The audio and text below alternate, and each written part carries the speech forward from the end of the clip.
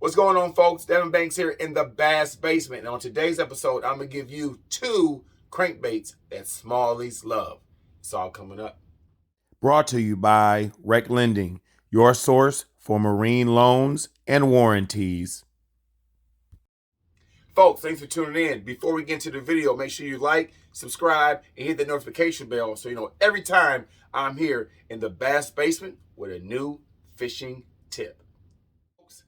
In the summertime, when smallmouth start to group up, they start to roam, they get real aggressive, and they move off those shallow flats. They move into deeper water. They move in that 12 to 16 foot range, or maybe even deeper. And why are they moving that way? Because they're following the forage. They're following the alewife, they're following the shad, and they're following the perch. And on those northern lakes, Lake St. Clair, the Detroit River, you're talking about Lake Champlain, and even some of the lakes that are further in New York and Lake Oneida. If you can get a crankbait to those depths and you have grouped up smallmouth and they're aggressive and they're feeding, there's no better way to catch them than with a crankbait. And I have 2 crankbaits here that I have tied on during that specific period of time, dog days of summer, when I'm fan casting, looking for those aggressive grouped up smallmouth, large groups of smallmouth. We're talking about those big 3-pounders, those 4s and even 5s. They crush a crankbait. And the crankbait I'm talking about is Berkeley's Dredger. This is it right here, folks. And this is one of their main colors. This is the 10.5 size. This is by Berkeley, the Berkeley Dredger 10.5. And as you can see, that is the perch pattern right there. That's the perch pattern. And this is the pattern that I normally go to. And you're asking, Devon, you're in 16 to 20 feet of water. Why are you throwing a 10.5 size crankbait? 2 reasons why I'm throwing this size. One is because this matches that forage size around that spring and summer. That is the size that does not look like it's intimidating. And when those groups of smallmouth see this bait coming through, then they are going to strike it. The second reason why I throw a 10.5 size crankbait, and 10.5 means the depth. This bait is going no deeper than 10.5 to 11 feet. Why am I throwing that? Because those group of smallmouth are in 12 to 16 feet of water. And what are they doing? They're looking up. They don't want a crankbait that's at their depth. They want a crankbait that's above them so they can sneak up on it and attack it, strike, and eat it. So that's why I throw a 10.5 size crankbait.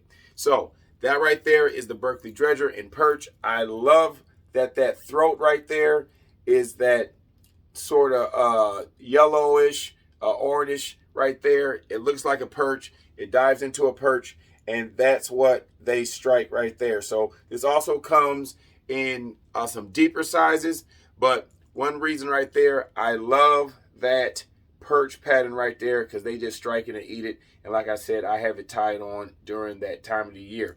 Let's go into the second bait that you might be a little bit surprised of, but smallies strike it as well. And I have a little modification to it, and I'll show you that. Let's get right into that bait right now. This is the second bait that I throw in the summertime, and this is Berkeley's Dredger, but this is in the 14.5. And if you see this bait right here, it sort of has those stripes along the side like a perch. It's a deeper green. This is the green gill again. This is a deeper green when it comes to the crankbait color, but it does sort of resemble a perch.